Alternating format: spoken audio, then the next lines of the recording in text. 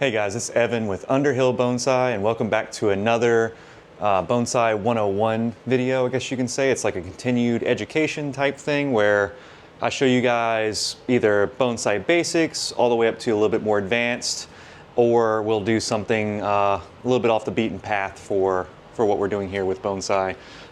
So today I want to take mundane material and difficult to work material that you would either find at a nursery center or a garden center or something like that, where you're just going in and you're like, this would make a cool bonsai, but I don't know how to start this project or how to prep the tree for that type of thing. So it's something as simple as a few really young bald cypresses like I took here, and then I planted them on a little ceramic stand, little display here. These two trees, I mean, would be worth almost nothing to some people when it comes to plants, but to bonsai people, taking really simple pieces of material and making something really nice and elegant and making like your first little bonsai project like this. If this is of interest to you, please keep watching.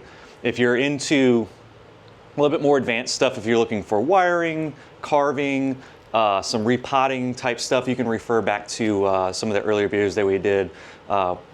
We have videos labeled Bonsai 101, 102, 103, and so forth that include some beginner to more advanced stuff. So, like I said, we're going to head out to the repotting, not studio, but the repotting shed, I guess you can say, that you guys have seen in the previous videos, and we're going to take some of those plants and work some really weird root systems and see what we can do and have some fun. Okay, so we're out here in the repotting area at Underhill. And I pulled a couple of trees that I think would be great project trees. So if you're ever over at our nursery, or if you're at another garden center or a bonsai nursery or what have you, these would be great examples of stuff that you would just see sitting around that are kind of they're like unbecoming. They're not really interesting at first glance. And if you don't know what you're looking for, then they're not going to really be standout plants. To me, I see a lot of possibilities with these three trees here, so I'll kind of walk through what I'm looking at here, and then I'll go through and actually, I can repot right now. Louisiana, right now at the time of this recording, we're in a really good spring. It's been beautiful for the past like 3 weeks, and not all of the trees are woken up just yet. So like this elm tree here is still basically dormant, but the buds are starting to swell on these trees. So I'm still in that window where I can take trees that are dormant and repot them, and then strong species like silverberries and sarissa, I can repot now because, I mean, these guys are strong, and this is a tropical plant that's ready for that warm weather. So let's go through and talk about why I chose each plant. So starting with the one closest to me, this is a get these other plants out so they have a better shot. I mean, this has a better shot.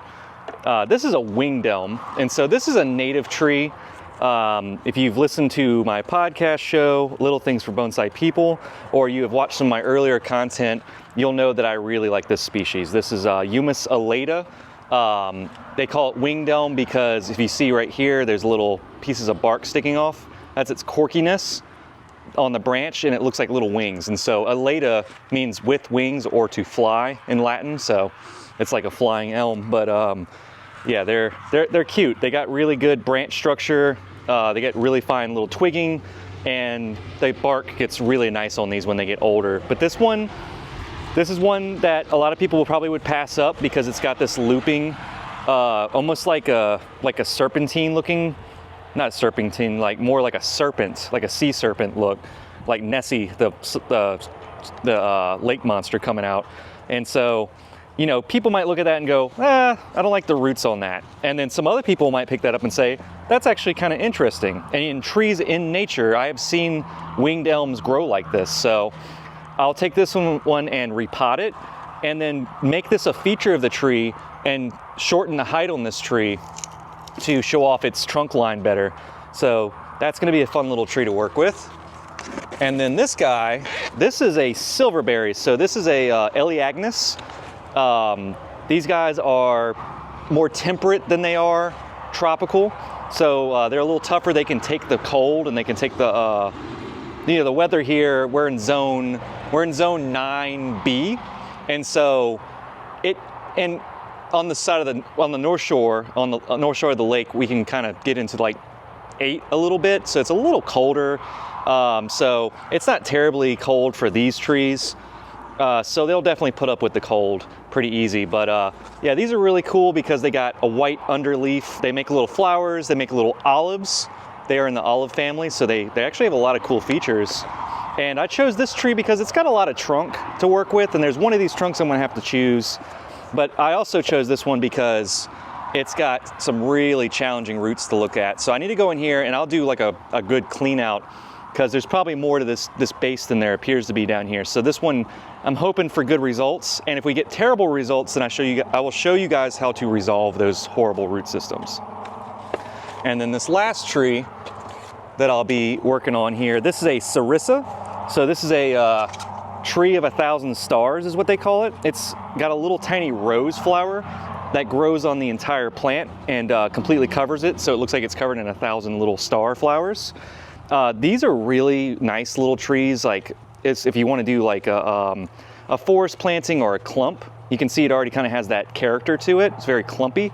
So what I'll do with this is I'll take it out, look at the roots and kind of see what's going on. And then I'm going to thin out these trunks or branches and show off this bigger tree here. I might even remove this tree because it's at a weird angle. We'll see.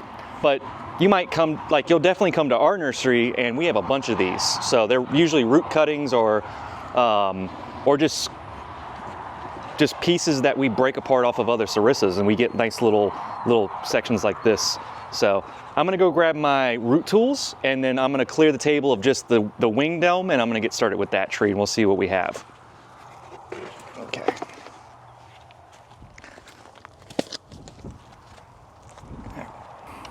So I got my basic tools, bonsai scissors, some knob cutters. Flat cutters usually work, but these trees are small, so just a basic knob cutter. Chopstick, cut to a slither where I can do some root work. And then if I need to be a little bit more aggressive, I've got the metal single hook root rake. So nothing crazy. I'm not expecting to have to cut off big roots on these trees. They're quite small. So before you buy, one of the things that I suggest with plants at nurseries is I always say, like, go up and grab the pot and kind of feel it. I mean, it's pretty firm, but if I was able to squish this pot and then there was a lot of give to it, that would mean that there's not a lot of roots on this plant. So before I do any aggressive work, I want to make sure that the plant has plenty of roots on it before I do anything crazy to it. That means it's going to be very healthy. So at a good nursery, your plants should look like that you select. So here's one of the things I read in a book a long time ago. It was a bonsai book, and it said something about purchasing stock for bonsai, and it said that if you walk up to a tree and you go to lift it from the container, like if it's a raw tree, not a bonsai tree in a really nice pot, obviously you don't want to do that, that would be offensive. But if it's a raw piece like this and you lift it up to look at the roots and it feels loose in the pot, or the owner or the nurseryman walks up and says, please don't do that, then you might want to like further address the quality of the trees there. Whereas all the trees at Underhill, we only sell trees that have a lot of good roots on them, and they've obviously been growing for some time. So go through, and I'm gonna start with my just single hook root rake here. And I'm just gonna gently kind of pull down the top, because what I'm guessing is that this tree, knowing elms and their root habits, they tend to grow off of the main root, like the biggest root here. There's a reason why that root is so large. And yep, there's the beginning of it. They send down a runner root, so there's a really thick root there. Now keep in mind, it's always windy out here.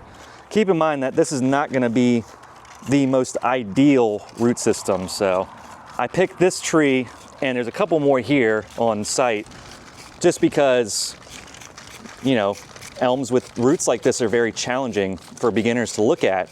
And so I wanted to kind of disarm some of those concerns about these root systems so that we can make some nice bonsai trees out of starter material like this.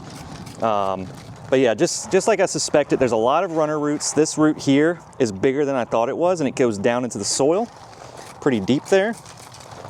And then the majority of the time, it just connects all to this mat at the bottom. I call it a mat because it's where all the water gathers on the bottom of the pot. And so the mat of the root ball hangs out at the bottom here. And it just starts running around and getting really thick. And so I'm just gonna gently pull out all those roots.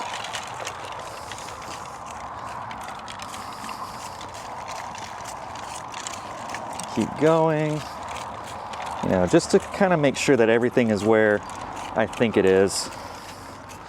And it is. So I have a lot of good roots up here. One thing to look for before you start cutting roots is to make sure that even though this big guy up here, this big root, it has a long section, that there's finer roots coming off like this. So I can actually cut this root off into this root. And then as long as there's roots connected, there's roots back here on the back side of this. That's a little unwanted plant. I don't like using the word weed because a weed is an unwanted plant.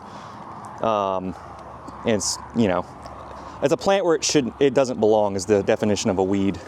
So I usually just call them, you know, a volunteer or something. But here and here, I've got a lot of good roots. So this is going to look a little crazy, but I'm going to cut this root where I know there are plenty of fibrous roots above it to develop a better root system that I'll actually get into a bonsai pot with. Because the last thing I want to do is have this tree in an oversized pot for the rest of its existence. So after I severed that root, this is all very loose now. So I just need to go in and prune off the roots that are not going to really be sustainable here. There we go. Beautiful. See, we got plenty of roots. Now, to a beginner, it looks like I just lost, and I did. I lost a lot of roots just now, but these are fibrous roots, whereas this, you look in here, you see all these big, thick roots.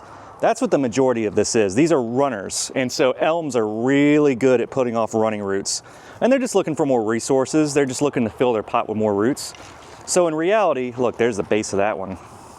In reality, it doesn't need all that. And what I can do is I can take my pot and this stub right here that I just made, I can cut it nice and flat.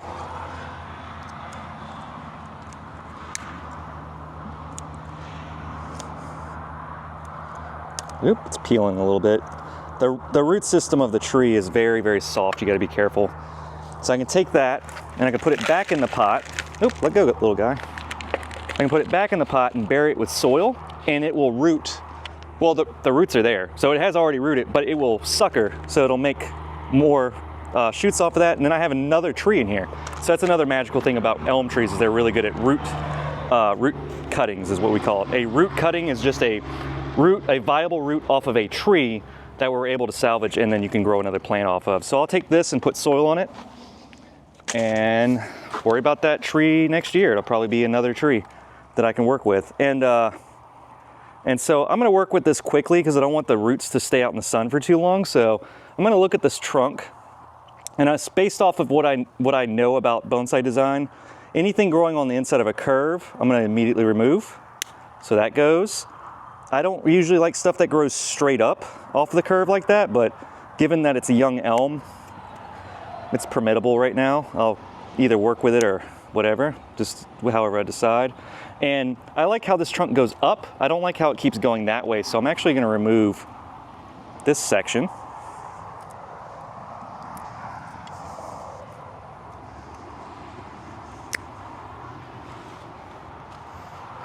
And then it comes up here, and then I have to end the story. I have to stop this tree's line. So let's take off this segment that's not very interesting and see how that looks.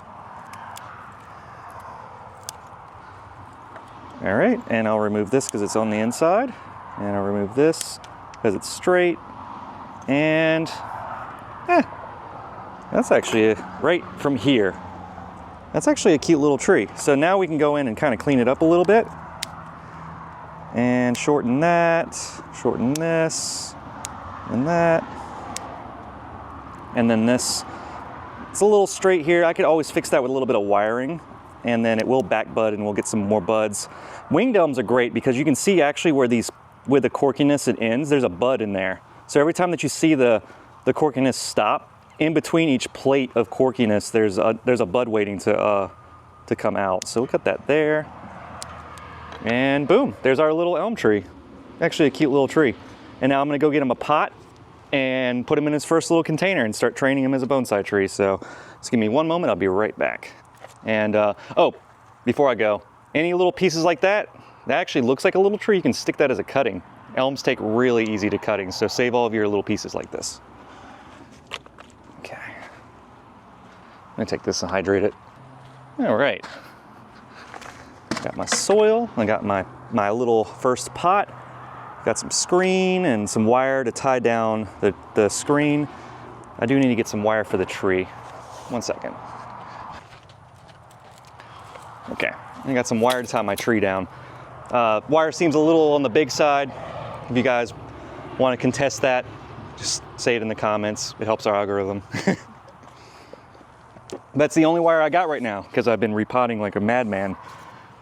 Okay, one of the things I was gonna do is take him, now he's all wet at the bottom here, and put him in the shade, the root system in the shade while I prep this pot.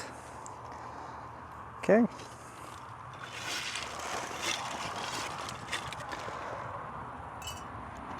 And I'll go ahead and do this. So I usually cut the screen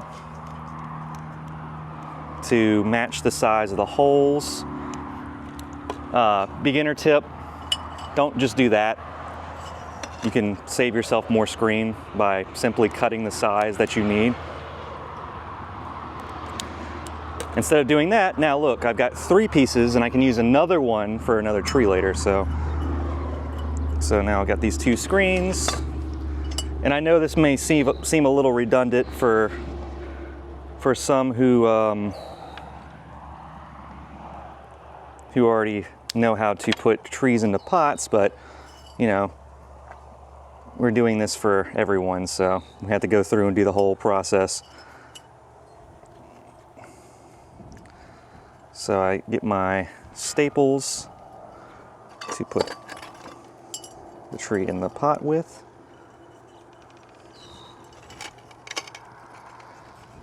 Pull my staples to the bottom and push the screen down. And I cut this one really short. I'm not happy with that one.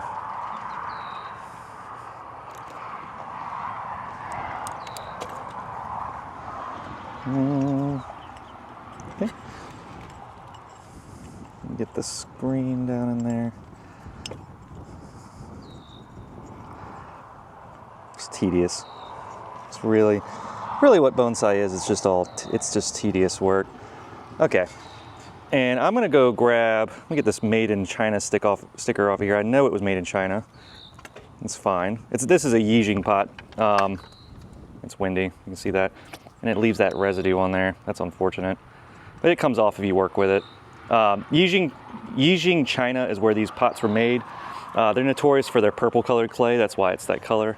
But they're good quality pots, but they are economy pots. So there's a lot of them. They look very similar, but they're great starter pots. Let me go grab a pair of wire cutters.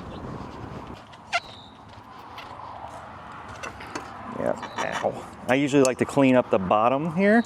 So there, I usually like to cut these short because I don't like them to get hooked on things if they're sliding around the table and the screens come loose. So every little thing that I do matters with these trees. Tie down wire.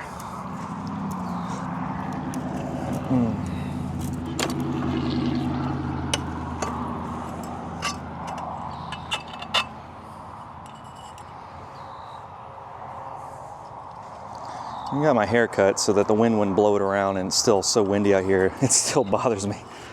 All right, push the wire up.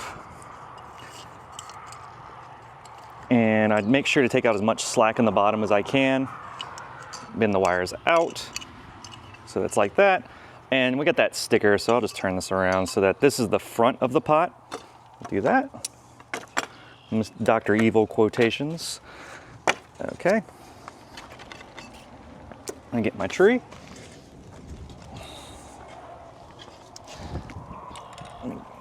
One second. Had to go grab a shovel so I'm not putting the soil in the pot like a caveman. No offense to all my cavemen out there, but it's a lot easier to handle bonsai soil because it's so fine with my scoop instead of my fingers. All right, so I left these longer roots on here just for, just so the tree has something to work with. And they were the longer feeder roots, and they're gonna wrap. So we'll work him down into the pot a little bit. And I actually will go in, and this guy's just a little long. Let's just kind of reduce that. Cut, scissors, cut. All right. So we'll leave as many of the long roots on there as possible. Work these down in. Let me check my planting. Turn him like that. Yep, that's a little bit better. All right, make sure all the roots are in there.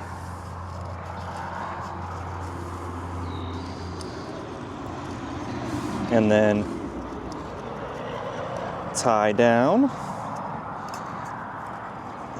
So I always make sure that when I do these tie down wires that I put them over a larger part of the root system so I at least catch one part of it,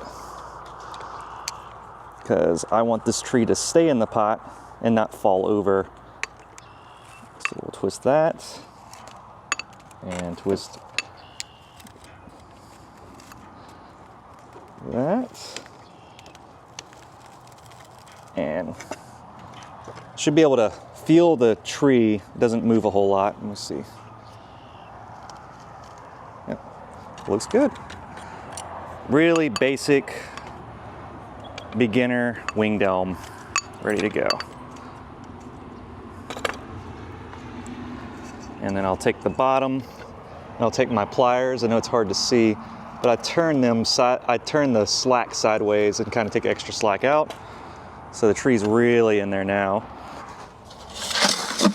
And then top it off with good soil. And you know that root that I was talking about that was up here, that bigger one, I'm actually gonna cover all the roots with soil because, there's always this race to show off the root system, like the nabari of your bonsai. And when we're in such a young tree like this, you're starting with such a young piece of material, you don't want to kill off those fibrous roots. So I actually put it as far down in the container as I can, in a nice deeper container, and then start working from there. And those fibrous roots will have plenty of time to recover and get large. And you can pull the soil down and see where the trunk starts to come out like this, but I wouldn't expose those big surface roots too much in the beginning. And normally with my chopstick, I feel around in the soil, make sure that there's no air spaces. I don't really want to chopstick too crazy because there really wasn't many roots to chopstick in there. And get my soil to the rim of the pot, and boom, bonsai number one. Cute little winged elm ready to go. All right. And we'll water him in. And then, let's see. Okay. So, now, we'll start with the silverberry. So we're getting a little more complex. So I started with the elm because it's a very easy tree to work with. Normally with elm trees, and I've done this before, where I've taken all the roots off of an elm and had like a couple of little roots and knew that that tree had enough stored energy from the year before that I cut a lot. It was like basically a giant cutting. So I've cut like almost all the roots off of elms and restarted their roots. So that's not the case for all trees. So with sarissas, they have a really heavy fibrous root system. They're a much more vigorous grower when it comes to roots. Elms are very vigorous on their top, whereas on the bottom here, this Elaeagnus is going to be, I hope I didn't say sarissa. This Elaeagnus is going to be a lot stronger. So just as before, I'm gonna go through with my root hook, and this is what a lot of nursery stock plants that you find at like whatever garden center you might find, you know, your first victims. I like to joke and call, you know, people their first trees their victims, you know, because you're gonna experiment, you're gonna learn, and you're gonna have to go through and make assessments on how to develop bonsai. Because I tell you, trees don't want to be bonsai. We just apply techniques, horticultural understanding of how to make them happy so we can turn them into a bonsai. So this is going to be typical of what we find at a garden center. Very, very robust root systems. You notice that the elm tree was in bonsai soil. We actually started a lot of those cuttings in bonsai soil to kind of get a leg up on our on some of our starter stock. But the vast majority of the time, actually, when you go to a garden center, it's going to be every plant you pick up is going to be in this organic. This is pine bark that this tree was in originally. And so I'm just teasing out roots. These roots that are falling off, I'm not worried about. There's some live roots in here. There are some dead roots. There are some old soil pieces. It's a mixture of everything that is just kind of crazy in here. So, but this tree is so fibrous that I have no worries about hurting it, and hopefully it don't take off too much. And so it's kind of like how I treat like an azalea, repotting an azalea, have really, really dense root systems, Japanese boxwoods, and also Yopan holly, one of my personal favorites here. Such a robust root system that you can really just play. And if you get a bigger trunk, like this is actually, it's fat down here. I would say it's got like a bell bottom going on at the bottom. Not anything that I would describe as beautiful. It gives the plant a little bit of a more mature look, but there's not any real nabari that I'm seeing just yet. So I have a feeling that if I keep going, I might come across something that resembles nabari. And that word nabari, for first time, you know, bonsai people getting into this, if you're interested, nabari means surface roots. So we're looking for those roots that look like smaller, mature roots. And there's a little bit going on here like that, but they're high up. So, and they loop and they go the other direction. This one would be fine if it didn't just grow straight out of the soil. I want it to grow down. So I have a tendency to go in when I'm prepping plants like this, and if there's anything that's not going down into the soil, I cut it off. Like that. Because I want the root ball to be nice and tight and growing downwards. I don't want to ever have to battle this tree to get into a shallow container. I want to go straight to a nice flat radial root system first, and then work the tree from there. So this tree's got a lot going on. In fact, you notice another thing with working plants like this that are from plant nursery, I haven't touched the bottom at all, and you see how far I've gone. So this tree, I will admit, did come from another very reputable bonsai nursery in the south here. So they prepped this tree a long time ago. It's probably been about 2 or 3 years since I've purchased it from them. And so yeah, there's a lot going on here. I mean, there's actually a decent little base going on, but instead of having roots wrapped up around the top here or having roots running around in circles, there's actually a pretty decent root system to work with here. So we got lucky that they took good care of this tree in the beginning. And just like before, I'm cutting roots that are awkward, growing up, and I'm just uncovering that base. And I feel comfortable with cutting these roots off of here like this, because I know that underneath here is more solid trunk underneath the soil line. So I just keep going until the roots absolutely just turn into all fibrous roots and I get a radial. So you see I'm cutting off some larger pieces here. That's fine, it'll grow back. I'm taking this opportunity. This is something that a lot of people don't get to do with early stock, or they don't think to do, especially if it's their first bonsai project, is to go in and take off crossing roots. Crossing roots are the bane of of like older developed bonsai. If you leave a root on there that grows across another root like this, those roots will get big one day and they'll swell and they'll cut into each other. And you'll actually run risk of having a terrible looking nabari. I actually have an old tree in the back of the nursery here that I'm repotting from my own collection. It's got some old crossing root issues that weren't done correctly 30 years ago before I could get my hands on it, because I would have been 5 years old at that time. But yeah, like there's just so many things, like these roots, like for instance here, this base comes down and then these roots shoot up. If you don't take those off, they're always gonna be like that.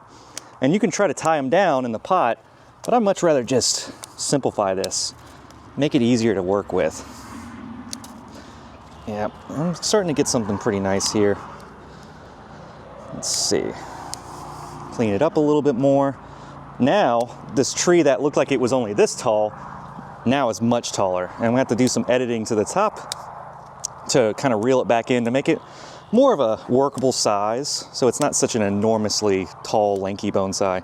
Because remember, after I work these roots, I have to go back in and figure out how to make this tree look like an older tree in nature. So, get some of this crappy old stuff off of here so I can see my root system a little bit better.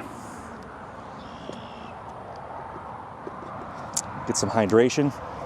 Well, smoothie.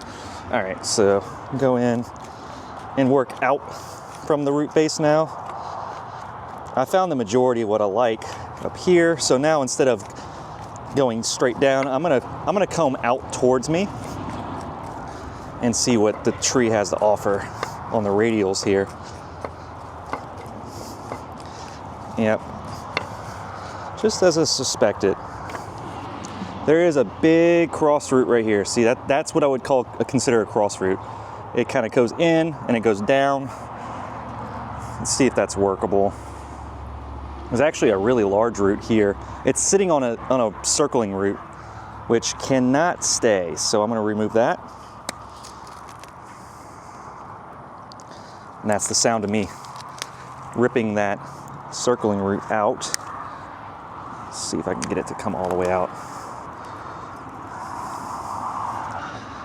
Yep, this is a little bit more difficult than I would assume, but I mean, like I told you, this is a pretty raw piece of material here. Okay, let's see if I can get it to right in my face. Let's see if I can get it to come out of there. Come on now. I'm just gonna be a little bit more aggressive here. Yep, that's what I thought. And it's gonna take a lot of that root system with it at the bottom there. So I'm gonna just rake it the rest of the way out. And give it up. There we go. So there's that root that I was trying to get out of here. And you see, after removing that, I've gotten down to a very, very small amount of roots. So go ahead and kind of cut stuff back here. I know it's starting to look a little crazy, but this is a really fibrous tree. Even though I'm cutting it back, what it seems pretty severe. You remember the elm tree earlier, there wasn't a whole lot left on that tree when I started with it. Let's get that cross root off of there. So now we have, let me get rid of all this. Now we have a nice little base here, and then we got a really, really tall tree. So all these little pieces of root here, I'll worry about them later, but that's gonna make a nice little base on this tree. And as it grows, because it's, like I said, it's very fibrous, you can see all the little tiny roots in there. And these roots, I'm gonna put them in a shallow container. I'm gonna encourage to grow out like this instead. So, just like before, let me moisturize this tree real quick so it doesn't dry out, because this core of this tree was a little dry. Do that really quick.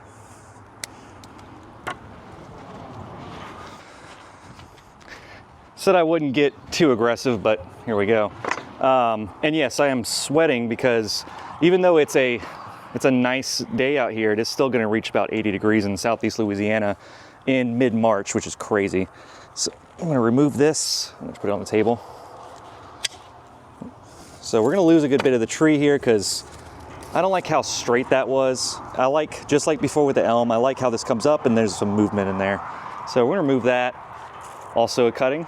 So we can move that to the side. And I'm gonna clean that up a little bit. I actually don't like that little branch sticking off of there. And silverberries have good node spaces, so there's a node there waiting to happen. There's a node there. Nodes are basically places where buds can occur. That's what I'm talking about. So let's go a little less brutal. You know what? It's easier to use. So I'm gonna use that tool. So it comes up and then the curve goes out that way. So I'm gonna cut into this piece. And we're gonna make this tree really simple. I'll tell you what. I like King of the Hill a lot, sorry. All right, so take off that piece and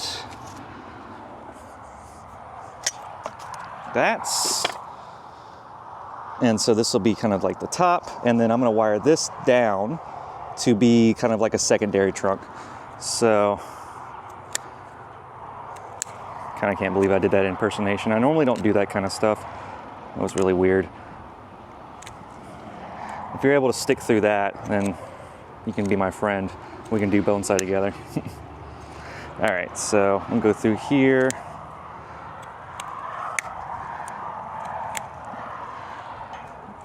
You should hear me and Carmen on the podcast show. Sometimes we start saying some goofy stuff like that every once in a while, so just don't mind me. All right, so I'm gonna go ahead and go through here and make a few more decisions. Let's see, just like before, I don't like how straight that is. Boom, a lot of the tree's gone. Don't worry, it's a very strong tree. It will be fine. And there it is. So I'm gonna get a piece of wire. I'm actually gonna like move these pieces around. Take all my cutting pieces and put them to the side. And clean up my workstation because it's getting a little crazy over here. So you guys can see better what I'm doing. All right, piece of wire, multi-purpose wire, tie-down wire, and styling wire. And since this tree, I trust these silverberries that they will bud back, I'm gonna go ahead and defoliate this so it's a little easier to wire. And I can see structure that I don't like by cutting that off. And it might be a little alarming to only see 2 branches on this whole tree. But I tell a lot of people when we start designing trees that some of the best bonsai trees ever created are based off of 5 branches. So you don't really need all these big branches. You need a handful of large branches to build your smaller structure off of, but you don't need to keep every branch to make a good tree. You can build a good tree with a branch with 3 branches on it. When we start talking about shohin, which are really small trees, it's actually, those trees can be built off of 3 branches, the top, the first branch, and then a little side branch, and then everything is just little pieces off of those main branches. So the same goes for this guy. Actually, let's see, will you bend? Will you play nice? Yeah, you're starting to, okay. It's a little straight. And here's one thing. So if I break this branch, y'all can make fun of me in the comments. If not, then that's cool. I've bent plenty of trees. But what I'm gonna do is I'm gonna double up this branch, and I'm gonna double it up in a spot where I can see it starting to kind of break a little bit. I can see the tissues separating. And just to play, it's such a young tree and they're strong. If it breaks, it breaks. Let's just say happy accidents. But as long as it has connective tissues, it's breaking right there. And then we'll put this a little higher up. So, doesn't look like much, but it's a silverberry, so it will grow very fast. So let me go grab its pot, and I'll be right back.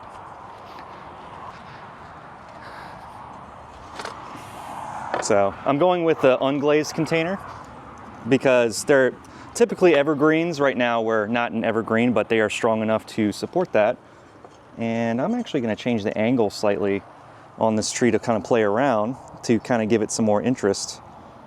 So we'll put it like that. And before, just like before, I'm going to put it in the shade. so it doesn't have time to dry out.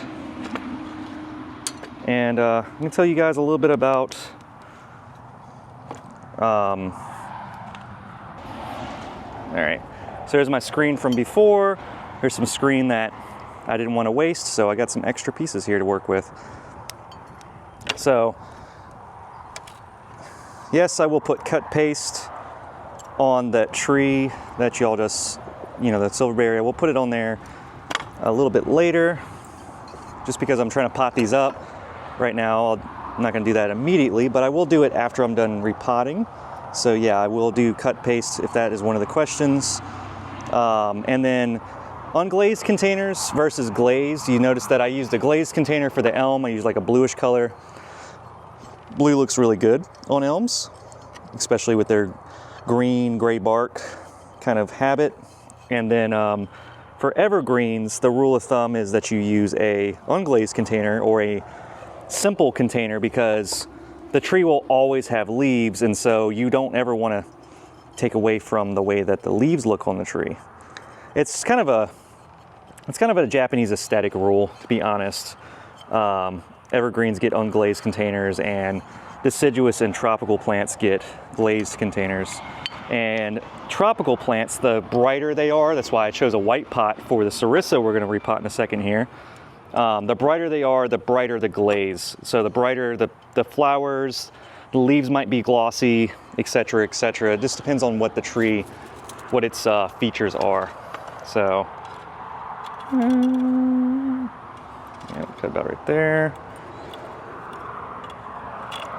But these are not hard, fast rules. I mean, if you don't have access to the type of pottery that you would like for your trees, then use what you have, or you can run over to our store, underhillbonsaistore.com, and plug the store really quick and purchase containers from us there, or any other reputable bonsai nursery, of course.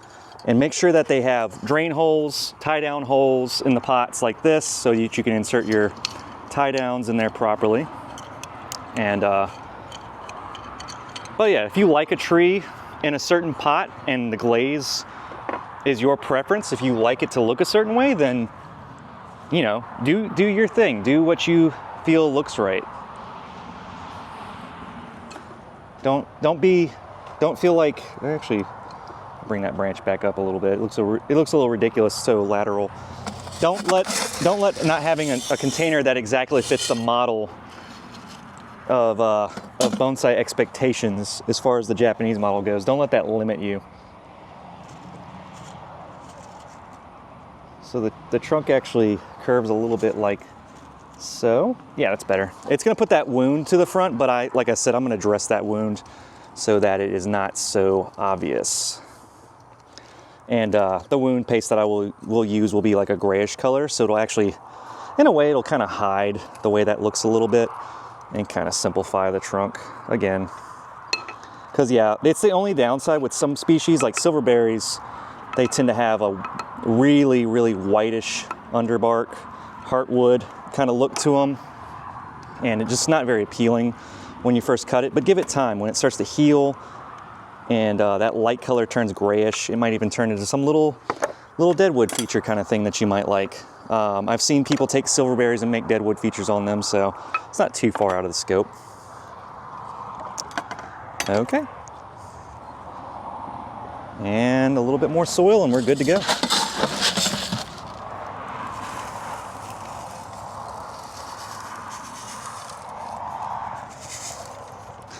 And again, there wasn't a lot of roots to chopstick in there, so I'm just gonna go in there and kind of mush the soil flat with my hands. You can do this with a little trowel. They do have bonsai trowels available, believe it or not. They're like this big, they're like an inch long. They're really cute, but they actually work pretty well. So you can flatten the soil. So yep, there's another starter bonsai tree, and I almost forgot to take the slack out with the wire. So do that really quick. And boom, project tree number 2. All right, let's sit right here. Okay, so I left the most complex one for last. There's a lot of branches, a lot of roots in there.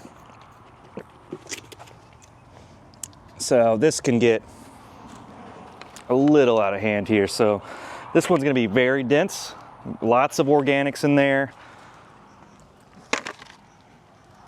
lots of roots in there.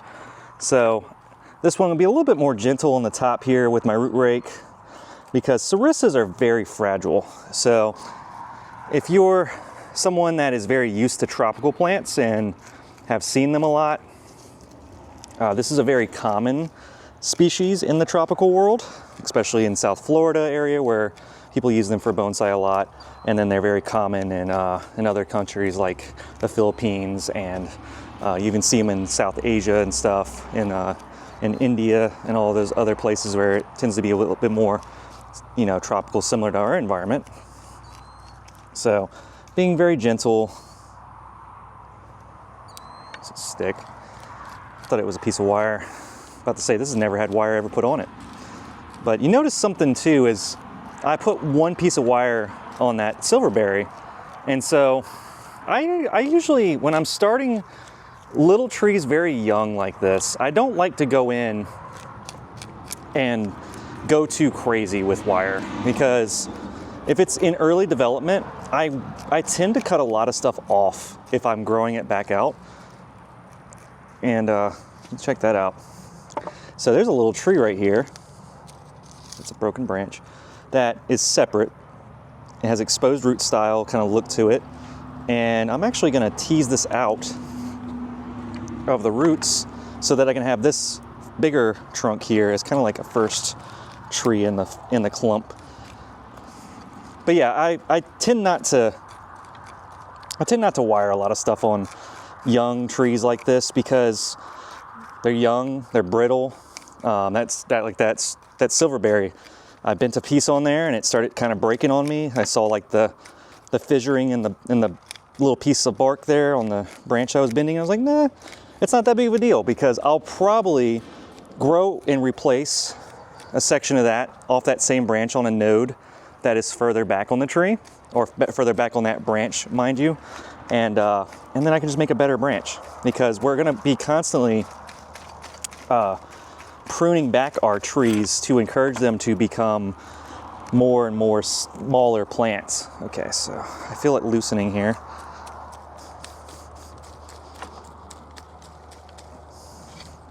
I'm trying to get this little tree out of here. It could be a much better tree on its own. There we go. Yeah, this tree's a lot more interesting by itself. So we can actually make another bonsai out of this separately. Set that to the side. Lots of suckers, this sarissa is well known for being a suckering root system plant. So I wish it had all the white little flowers on it right now so you guys can see that. It's really pretty. But it's not until it gets really hot that they start doing that. It's not hot enough yet. There's a little root clump that popped out. We make a miniature, super miniature bonsai out of that if we want to. But yeah, these root clumps will fall off. And this is how this happened basically, is it fell apart at one point off of a bigger tree, and then we just potted it up and they kept getting bigger and bigger. So I would say that this species would be very good for propagation. So there's another clump there. I'm not super interested in keeping on the planting anymore. Yeah, I want to knock that off. It's too big. And I'm going to kind of try to tease it out, and I'll tell you what, I'll cut it off of there, because as long as there's a good amount of roots attached to it, it'll survive. If not, then it'll act as a cutting. It will still root. These things are pretty good at cuttings. So there's another little miniature bonsai to be made. And you see, this one's clearly different from the elm and the silverberry. Instead of working down a single tree, I'm working down multiple trees, and I'm making sure to save all of my little parts and pieces that fall off.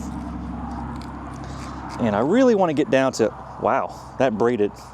The roots braided itself. They twisted around. I'm gonna keep that on there. It's actually pretty cool.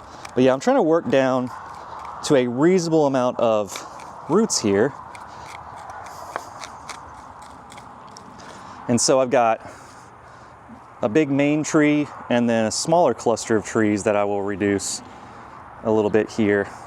And now that I'm kind of seeing the root base a little bit, I'm going to tease out the bottom, get it nice and flat.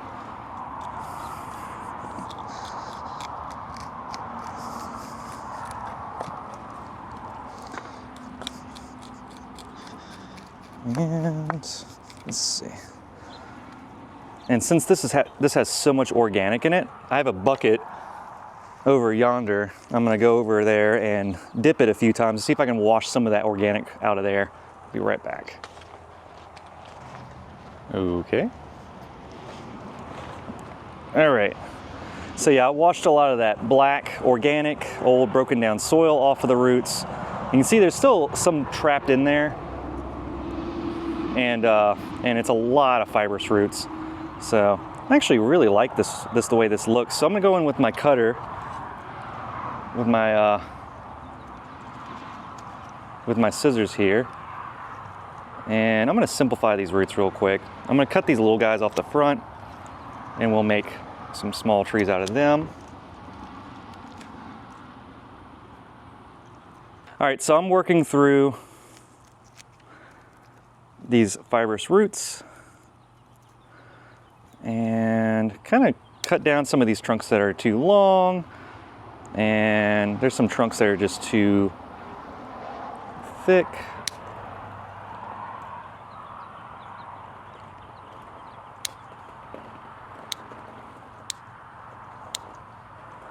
And so what I'm going to do is I'm going to have this big trunk kind of be the tallest point, and then I'm going to cut everything else to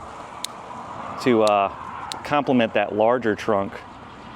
So I'm going to cut all these pieces out that are just a little too tall, that are competing with my main trunk. And then take an opportunity to cut out straight sections here. So there's a straight section I can cut into a curvier section there instead. Cut it short. And just kind of work my way through. And these types of projects, these little clumpy trees, if you find something like this, there's a lot of trees that will clump and get crazy like this out there that you can pick up. Like I said, there's a lot of hollies. Any kind of holly species will clump like this and get really interesting. And then they tend to present a challenge to beginners, because it's like, where do you cut, where's appropriate to cut and thin out this tree to make it look more like a bonsai and less like a mess. And my best answer to that, because I don't want to sit here and explain like every single cut that I make, because then I'll be like, this one and this one, it's a little bit more of, if you don't see movement in the piece, then you cut to the next part where you see movement. And then of course, when you have a larger trunk like this guy, I want him to just be the biggest piece. And then as we get towards the top of him, I do want his branch pieces to reduce in size so that he appears to be getting larger towards the top of him. So that, you know, the height, it's all about perspective. It's all about, you're standing underneath the tree, it should appear that it's getting further away from you. So when your trees get taller, the branches get finer and smaller, but when you're closer to the ground, that's when the thicker branches are down here, or that's where the thicker branches are. So as we kind of work it down, we're starting to see something here. Yeah, I'm conflicted with this tree and that tree, but there has to be a number 1 and a number 2, so that's a decent number 2 tree. And now I got a good number of trees. So when I say trees, I count every trunk line as a tree. Just put a bunch of dirt in my hair, but that's fine. So I'm gonna go through and kind of look, and I've got 1, 2, 3, 4, 5, 6, 7, 8, 9 trunks. 9 is divisible by 3, so it's not technically, it's not the best number, it's not a prime number, but I do enjoy the way that this looks. So let me go ahead and simplify this some more. So I will keep this, actually, and pot it up. And then all these pieces that just came off of here, these are all cuttings. I mean, there's 1, 2, 3, 4, 5 root cuttings over there. I could stick back in a pot and make another sarissa, another forest planting, and let it sucker out and grow into what this thing did. And I like this one because we got these really weird roots. We'll have to take a wire brush, clean off this trunk really quick. But there's some really weird exposed roots here. There's some nice little wrapping roots there. And it kind of cascades down into these smaller trees really nicely. So yeah, it's really pretty. So we'll take that and I'm gonna go get a pot for it. Okay, so I chose a white pot. It's got another sticker on it. So I chose white because the flowers on these are white. So it's gonna look very nice. And this pot's also has a kind of a, not a lotus, but it's got, the sides are curvy on it. So it kind of gives a little bit more of a feminine shape to it. Let me go grab a wire brush. I wanna clean up that trunk a little bit. I'm gonna take these guys away and pot them up for later.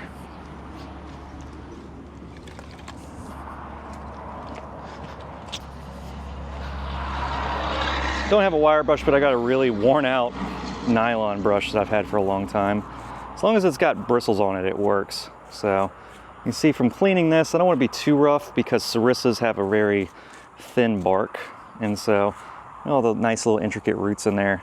And as I expose them to the elements, they will actually thicken. And since a lot of the roots have been cut back to simplify the roots, on the root ball itself, it will tell the tree these are priority. So we'll actually get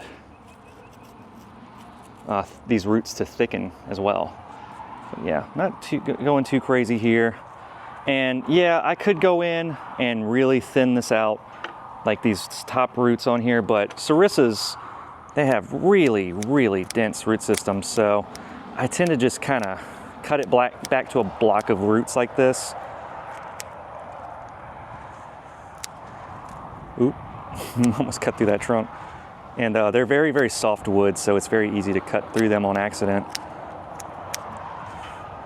But if anything gets damaged or dies back and you're working with the sarissa, feel okay with it because they do sucker. The one thing that I'll have to battle with this tree is it will make suckers off this bottom section over and over, and it'll try to become what it was again. So as long as you keep them in check, and put it in the shade. Not much shade over here anymore, but just put it to the side so I don't knock it on the ground. But yeah, that's one of the things with sarissa. They're a really fun species for starter bonsai, but they have a tendency to be very, they tend to be very, very fibrous and make lots of suckers. There's a sucker hanging out right there. In fact, you can see them all over the place right here. I should have brought a hat. Okay. Just like before, I'm gonna make my staples.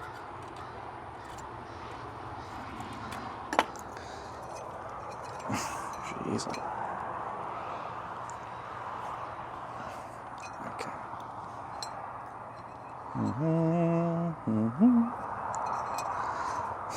Bend these like I normally do. Okay. Turn that over. And I bend them from the bottom because it's a little harder to get the shape that I'm looking for from the interior. And this wire is a little on the thick side because, like I said, we're a little low on wire this time around. So just gonna have to work with what I got for the moment. But yeah, I usually tin these. Even the staple, the way I turn the staple is important to me. Turn it like this because when my tie down wire goes in there, I don't want to block that hole. And I already cut that a little long anyway. Cut that short again. And back in with the wire again. I have to keep using my pliers to narrow up the hole. As long as the screen holds, that's the most important part.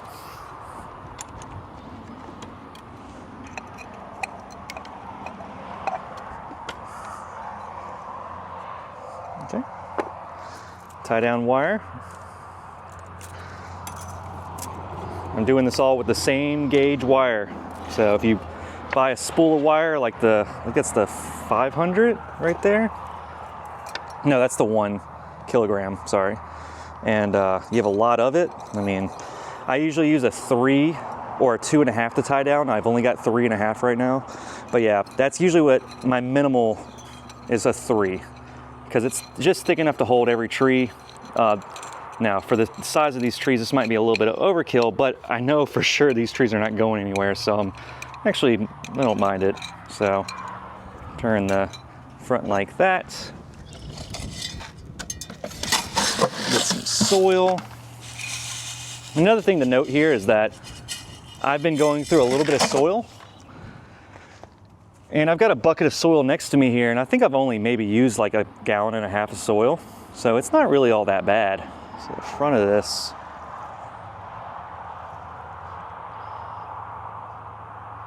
just kind of looking for the best case scenario. I think the front is right here. And I say I think it is because it is subject to change. This still is such a young plant.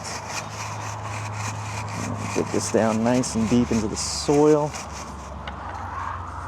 And that's gonna hit right there. And then this side, there's not a lot of root for me to hit. I don't want to go over this big trunk. So instead, what this is going to do is this wire is going to compress the soil down over the root system. Yep, there we go. So this is actually this wire right here, turn it the right way, is actually going to do all of the work for us, holding the tree in place. Just like so. And then this one, it's going to do a little bit less, but it's at least going to tie the soil down with some of the roots encapsulated in it. So it does actually have a hold. The worst thing you can do is grab the trees by their trunks and try to move them, because that will shred and tear like Velcro away, and you don't want to do that.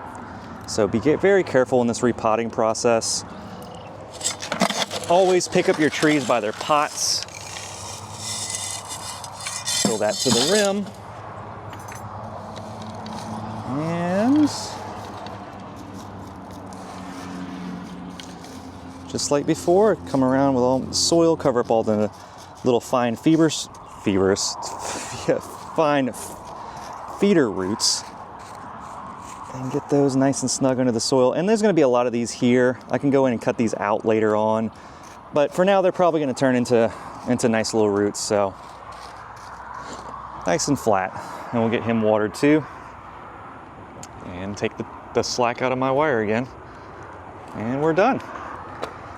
Okay, so we're gonna clean up and we're gonna go back inside.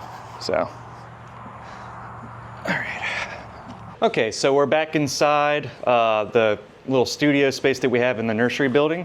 Just wanted to get out of the wind because it was starting to get a little crazy out there. Some days out here at the nursery, we're in a very open area, so the wind gets kicking sometimes. So it's easier to chill in here when I'm not doing dirty work like I was doing with these trees, repotting work. And so I'm just kind of going through and, just kind of show you guys what we accomplished. So you guys can see over the span of about 40 minutes or so, it looks like we got 3 trees. So that took me about 10-15 minutes per tree. And I was going through and really talking my way through each one here, but you should take your time. There's no rush. You want to make sure you're cutting roots off that look right. The Sarissa, we have a lot of believable little roots going on here. The Silverberry has a nice little base on it that needs to develop a little bit more. You saw there was not a lot of roots there. And then of course the elm tree has not a lot of roots as well, but this is the very beginning. So don't expect them to look spectacular when you first cut them. They're going to look very simplistic, and then they will regrow. And so I'm going to go ahead and apply a little bit of cut paste to the wounds here, so you can kind of see. You guys can see that that orangey color. Now it's gray. So you'll know it's there, but some people who look at your trees, they might go, oh, that's kind of cool. And they won't see the cuts. On the Silverberry, the bark is a little bit more of a brownish color, so this will be a little bit more obvious. So, but I'm gonna do my best to cover it up. I did wire before I put the cut paste on there, so the wire is a little bit in my way, so it happens. The Sarissa, I'm not gonna put any cut paste on because they are so reactive, and it's actually better Sarissa looks better whenever you just kind of cut it and leave it, and then it kind of does little deadwood looking things on it because it grows so fast it can recover from those kind of cuts. So that these trees that they're going to have larger single trunks for longer, I'll put cut paste on them and kind of doctor them up a little bit. I would suggest a really nice cut paste. We sell some on our website as well. You can go pick up from there. So I get a little bit more cut paste to kind of finish this up. And then I'll tell you guys about some aftercare with these trees.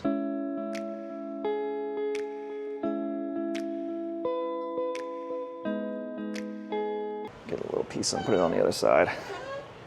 And this wire will stay on there for a while, so I'm not too worried about it. But yeah, you can see how the cut paste kind of hides some stuff. There's a little piece there I'll do really quick. Yes, I'm using wire cutters to make. Ooh. See, it's loose. It's split a little bit right there. So I'm not going to play with that too much. As long as the tissue's connected, that's all I'm worried about. And we'll just put some cut paste on it. If I go, here's another thing with young trees. They're resilient. They can take cracks and splits and breaks like that, and it might just turn into something interesting in time. Just depends. So there you go. There's a handful of little trees. Now your, tree that would have costed you, $35 or so at our nursery, these trees would have been $35 a piece. The little pot would have cost you somewhere around $25. So there you go. It's not a very big investment, but at least now you have a little bonsai collection that you can enjoy and grow out and experiment with. A deciduous tree, an evergreen, a tropical.